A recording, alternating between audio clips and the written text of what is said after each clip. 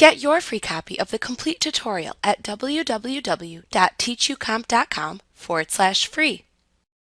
Before you can perform any task within the Layout Designer window, you must learn how to select the form object shown within the window.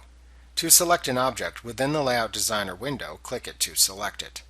When an on-screen object is selected, it appears with a border comprised of slashes and containing 8 squares on the corners and sides of the object. These squares are the resizing handles used to resize the object. For some activities you perform in this window, you may also want to select multiple objects simultaneously. When multiple objects are simultaneously selected, actions you perform are applied to all the selected objects.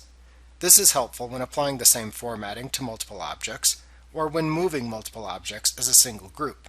For example, if you want to move a label and its associated data field from one area of the form to another, you could select them both and then move them together to a new area within the form.